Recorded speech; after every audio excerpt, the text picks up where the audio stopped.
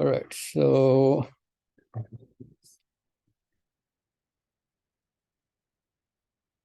we will first try to see how to apply the Anova function in R, right? So this was the last slide we discussed. So types of Anova, you have one-way Anova and you have two-way Anova, right? So one-way Anova is where you have one dependent and one independent. And two-way Anova is where you have one dependent and more than one independent, right? So we also looked into this data. It's on this Git users page. It's called poisons.csv file. Did you get a chance to look into this data or run the, yeah? Yeah, which one? This data here. Okay, the Anova. Yes. Oh, yeah. Did it work? Yes, it did. Yes. No, this is not the, this is the Anova. I don't think we looked. I just asked you to just see if it runs to read the file. Oh, yeah. Yeah, we did. You did it? Okay, great. So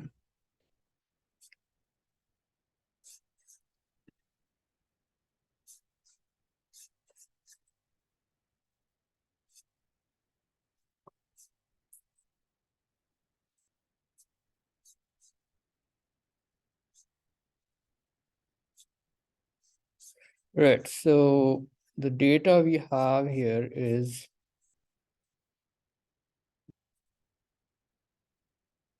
poisons.csv, right? So this is the data, and in this data you have three columns: time, poison, treatment. And we want to compare if there is a difference between time and the treatment. So what happens if we give any of these four treatments, treatment A, B, C, D? So so you have two independent variables and one dependent, right? So dependent is time and independent is poison and treatment. So we will know, so obviously we should, so which type of ANOVA will be the best fit for this data? What are we comparing? Are we running just one independent or the both two ways? Say if yeah, so because you have two independent variables and one dependent variable, right? But you can run like both the functions, right? You can run one way, you can run two way. You will get an output from R, right? So R won't understand what you want to run unless you specify. So that is what we will do. So let me just open my R software. I'll open a new document. And the first line here would be a comment line, right? So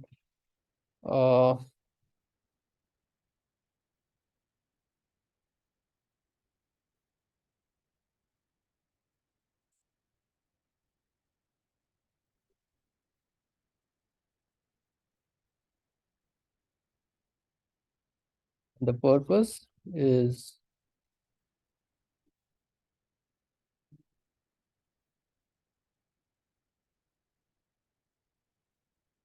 okay.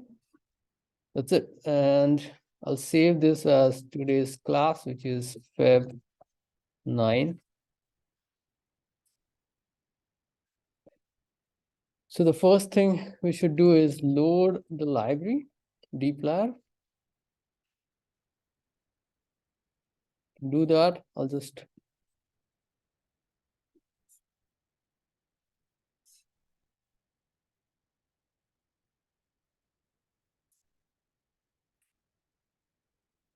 load the library. And I have it installed. I think you also have it installed, right? Yeah. Then I load the data. And this is the HTTP web page link for poisons.csv.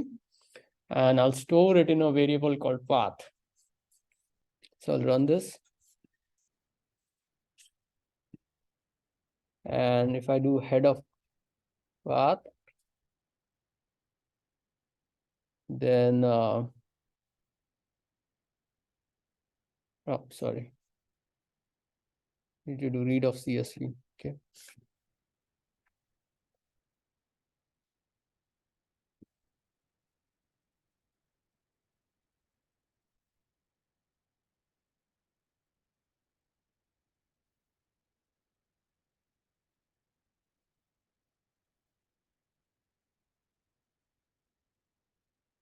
Right. So this is how we read the data. Okay. So what we have done is we have just loaded a library called dplyr. Then dataset is on this web page called GitHub user master poisons.csv is the file. And then what is the file format? CSV. So the function to read this file format is read.csv. So what would be the function to read a text file? A text file, txt file. Oh, would it be read.txt? Yes, .t. No, but what would be the function? What would be the function? So Wait, looking at what is D already, like D, that's what I'm saying. Would it be the same as saying read, as you said, read.csv? Are we still going to use the same, like? no, you have to change this function to, you want to read text file. You just say D parts, like parts. You just put like the. No, nothing to do with the path. You just put the DL. Now I want to, so you have a file on this page and it's called poison.txt, poisons.txt. What function should I use to read this file? Just by looking at line number 9.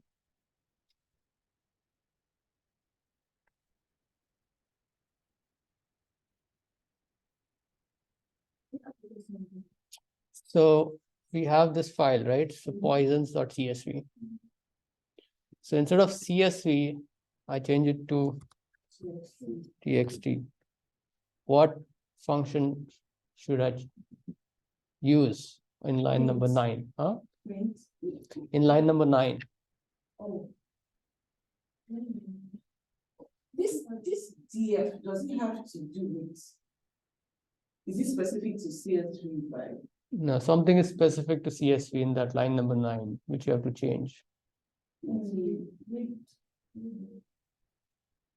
And it's not CSV particularly. Yes, CSV. Like change the CSV to TSV. That's it. Yeah. So you just change CSV to text txt. Then it should read the text file, right? So there are like some meaning on writing these functions, right? So read.csv will read the CSV file. Read.text will read the text file. So do you think the same function will work for XLS file? So if I have an XLS file, it's also a format of Excel sheet, right? XLS.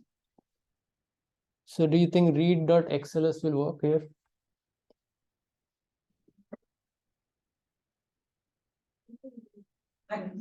It should work. I feel like it should. Like people copy from Excel. Just a guess, yeah. Just a guess. Will it work or? I think it should work. Should work? Like if we like change it, like I don't know if I'm just saying. I think it should work. Okay, so the answer is it won't work. It won't work? Yeah, okay. So okay, I don't think I would explain to you about this, but let me explain this. This is the Excel program, right? So if I'll just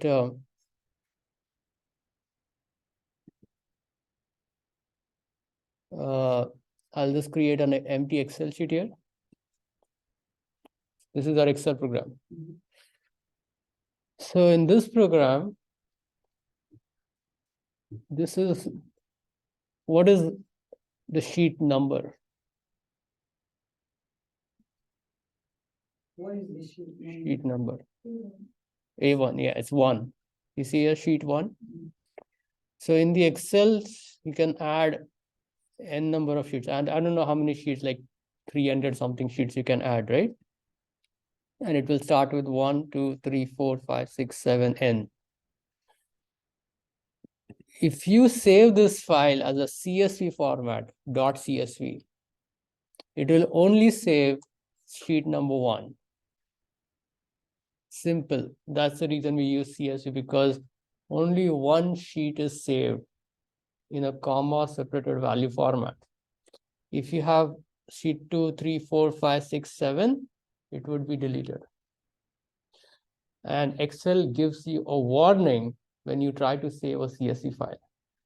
Okay, so let me show you how I do that. So save, and say I'll just call it book 1 and save it as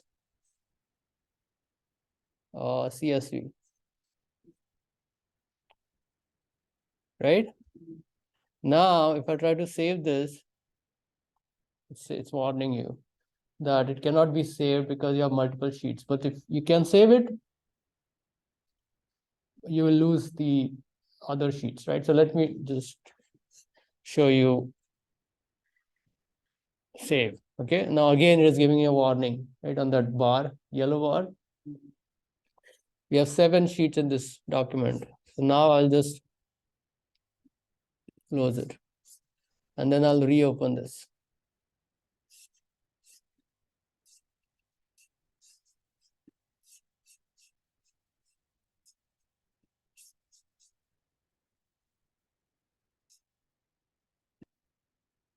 Okay, so you have lost 6 sheets here, right? Possible data loss has occurred. You try to save it as CSV file. So only book 1 is, or sheet 1 is saved in the CSV format. So this is the easiest way to read the data in R, because Excel is little complicated. It has many features. So if you want to just save first sheet, read it in R, you save it as a CSV file, right? So that's the reason you use a function called read.csv, which is where you're just reading sheet 1 from that Excel file. XLS will save all your sheets, right? So if you had 7, 8 sheets, it will try to save all the, or it will save all the sheets in that document. So obviously this function is not going to work because this is very specific to first sheet, sheet number 1. For XLS, you can have like n number of sheets. So you have to specify which sheet you want to read in R. So if I just pass read.xls here, or xls, right, xlsx function, it is not going to work. What if you specify, like you put that read this XLS, and then can you like specify the number of the There is a different function, but not read.xls function. So obviously you have to specify which sheet you want to read. You have to, you can, I think there is an library XLS, something like some library which you have to import. And then you have to use a different function and you have to specify which sheet you want to read. Okay, or you can even put a loop, right? You can put a loop and you can read all the sheets if you want to, right? But this function is not going to work. And now you know the reason why. Okay. All right, so then I go back and we have our data, which is in CSV format. And that's the reason we have a CSV format, right? Mostly if you work with R and if you have the stable data, people usually prefer to save it into a simple CSV format file. And this is the data we have. So how many columns does it have? 3. It's 3. The other, How many columns have red in this data? That would be the question. 4, because there's an heading for this. Correct. That's 4 columns. So first column, we know it's like a row name, but it has red as column number 4, right? So X column is there, because if it had been row names, it would have been here. Okay, these are your row names: 1, 2, 3, 4, 5, 6. But then after row names, you have one more column called column X. So there are 4 columns. So if I do dim of df, you see, right? There are 4 columns and 48 rows.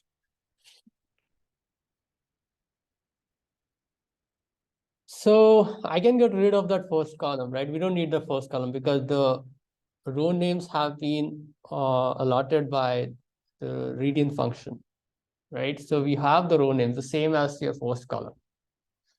So we can get rid of that first column. And to do that, what I just do is I just do like df column 1 and I'll just do column 2 to column 4.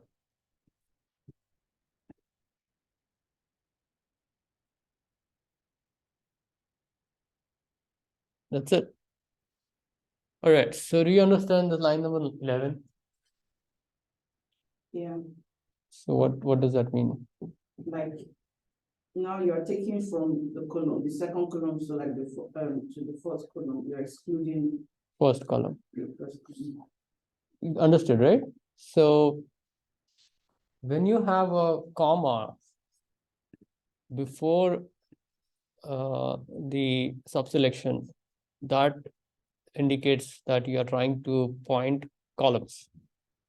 What should I do if I want to point to rows 2 to 4?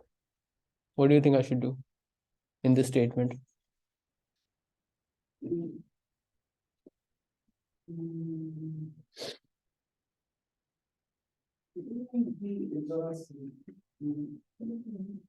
Hmm?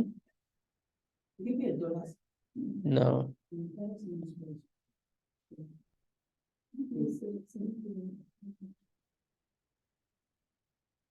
Just so I just told you, right? So if you have a comma before those numbers, that is where I'm indicating that it is for columns. So what should I do if I want to indicate rows? You take off the comma. And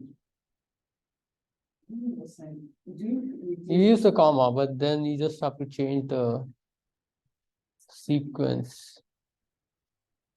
So you have comma here, right? I'll remove it. I'll put it after this. That indicates rows. So row number 2 to 4. So what are row numbers 2 to 4 on that table? That's the one, so the first. So 2 to 4 is these rows, right? Right?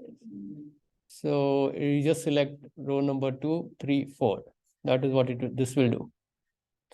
But we don't want this. We just want the entire data set except your first column. So now I got rid of it.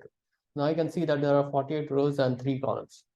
And you have first column as your dependent, second and third column as your independent. Any questions so far? Good. Do you understand this subselection statement, read statement? So initially, right, so you understand this table here, right? So when you run the line number 9, that's what you get here. But in this table, you have this first column here, X column here.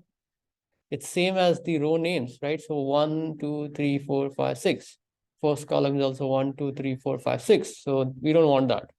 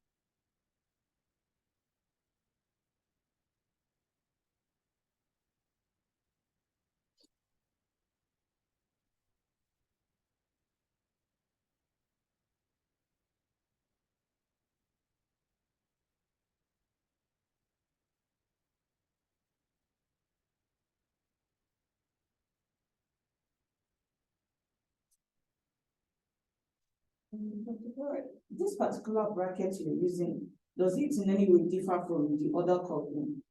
Yeah, so if you want to do a subselection, you have to use square brackets. Okay. You cannot use this bracket here. Yeah.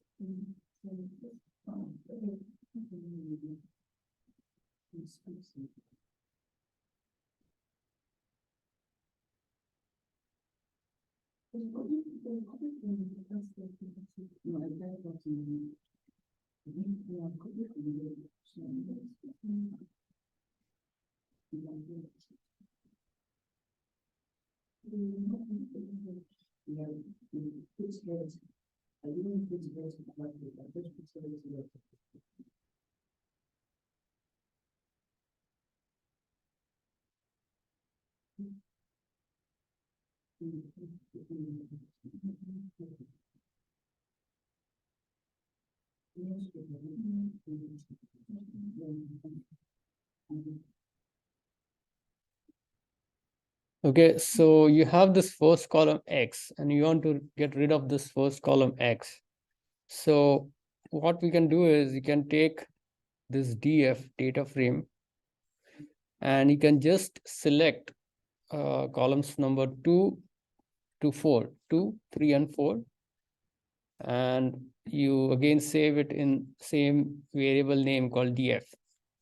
So once you do that and you run DF again, you see that the first column is been removed. Okay, so now you've changed the name for, so if you want to still get, so you have to like, you can code whatever name, even if it's the same name, it's just going to keep changing what the value will stand, what the name will stand for. You can you can use a different name here, but just I'm just overwriting the same variable, which is fine. Okay, good. The next thing we want to do is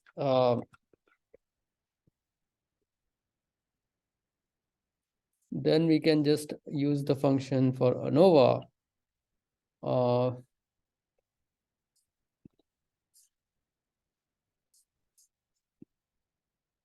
called AOV.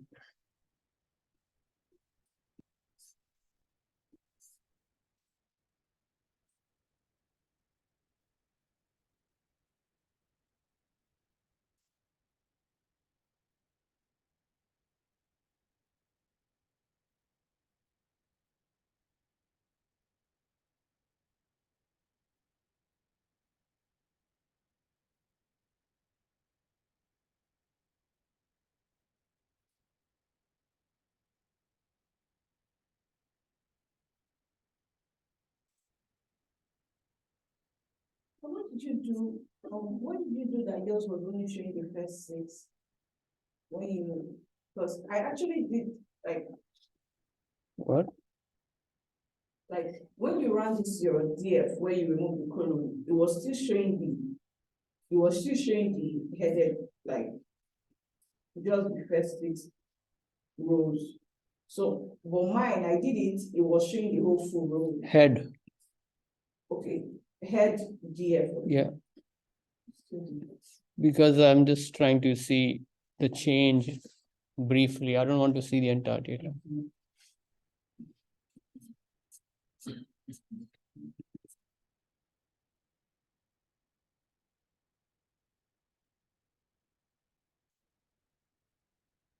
All right, so the next thing which we do is we run the function called AOV, which is the function for Anova in R. And it takes in two arguments. The first argument is what is your dependent variable, what is your independent variable. And then the second argument is the data, which is stored in a variable called df. So we know that our dependent is time, independent is Poisson. So this should be exactly same as your column names. And this is like a special symbol here. It's called tilde, right? Tilde symbol.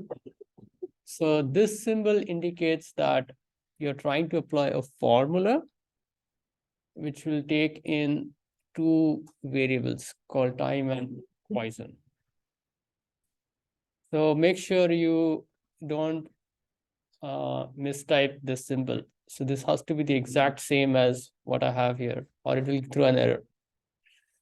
And the output of this you stored in a variable called Anova underscore one way. If I run this, you should not have any output. Yeah, because your output is stored in a variable, this called Anova one way, and you run this Anova one way, you will get this output here. So just try run it and see if you get this on your console.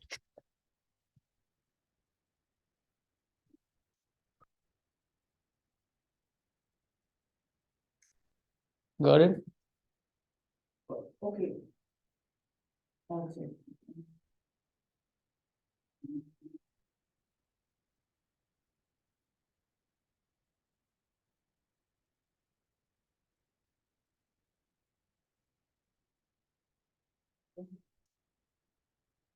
Okay.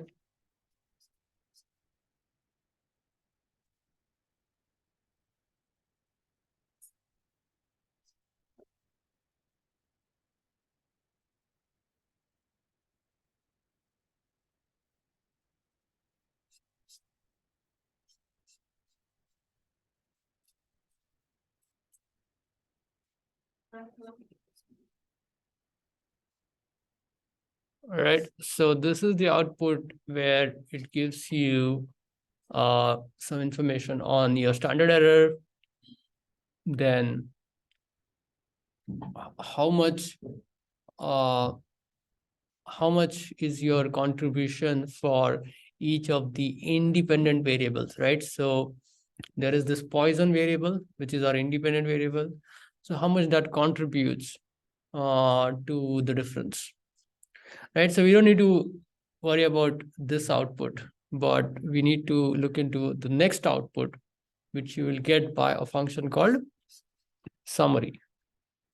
So if I just do summary of Anova one way, and if I run this, then this is the output which you should be looking at. Okay. Do you have this?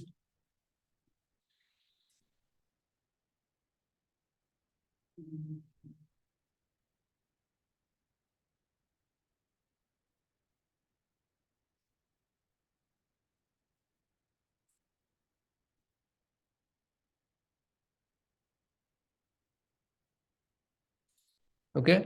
So in this output, there is information on DF, which is degrees of freedom, mean square value, sum square value, F value or the F stat value, and the p-value. And there are some significant codes which we know how to interpret for p-value. So normally when the p-value is less than 0.05, you say it's significant difference. So the significant code is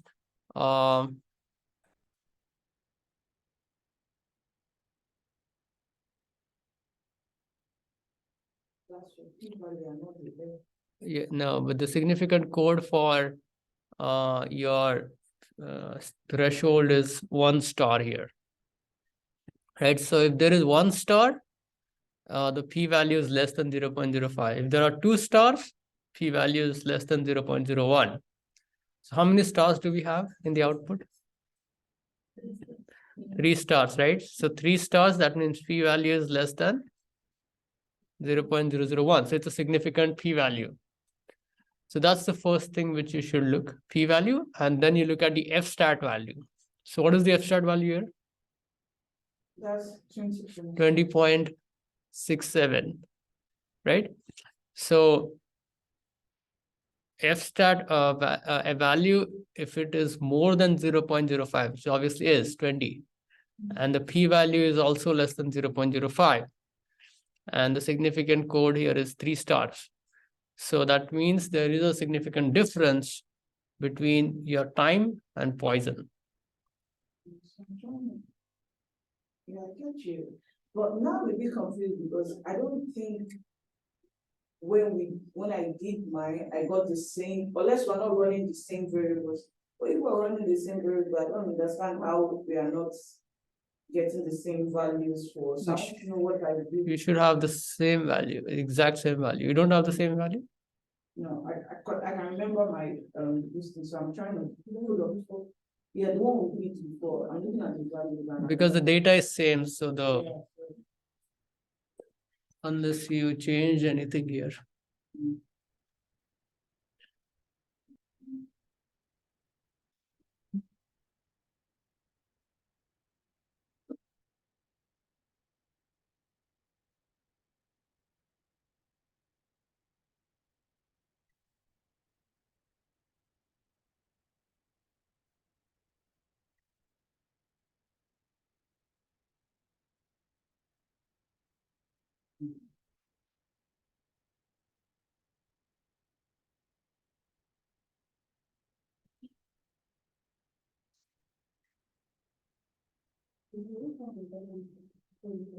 Yeah, I got 7.6.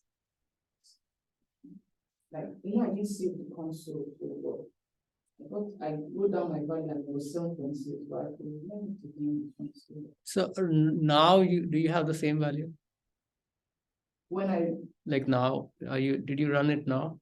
No, I'm just saying I've not tried to run anything again, but should I try doing it and see if I can do the same value? Just try again and it should have the same value because the data is same.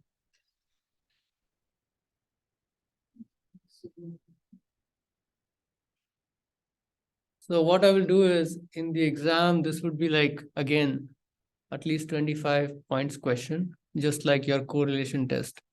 Okay, there's a part of the code in the text that I didn't see it. Maybe it mutates. What does it mutate? That. Okay, if you don't do mutation, if you do that, then probably that will adjust some values. So I didn't do that. I skipped that. So we don't need to do that. There's some additional steps. Okay, so probably. Yeah, bro. So that means you skip some steps. You just need only these things in your exam. Okay, because the one we did, because we're following the steps and the place where yeah. I've skipped mutate, I've skipped the ggplot. I skipped that. The ggplot and also there's a place like levels. That one is just like trying to show the levels. Levels? Yeah, I skipped that. I directly went to slide number 46, I guess. And the way you computed like the way you, like now I can see your sum, your mean, but you didn't check for the standard deviation. No, and all that. I didn't check, but obviously that's, yeah, you should do that, right? But in this discussion, I just want to focus on the function, AOV function. You should do that. You should check your descriptive variables. And then if you have like variance, high standard deviation, then try to remove outliers. But for ANOVA, right, because we discussed ANOVA, this is your R function in ANOVA. And this is one-way ANOVA, right? So next class, I'll show you how to do a two-way ANOVA. But in the exam, what I will do is I'll give you like a data just as poissons.csv. And I'll ask you to run AOV on, say, 2 columns and generate your F value and the P value. And then you have to report that. Understood? So if you have the script, just save it and upload it on your Git. We are done. Next class, we will do two-way ANOVA. Okay. So the way you upload this one together with the one. Okay, yeah, because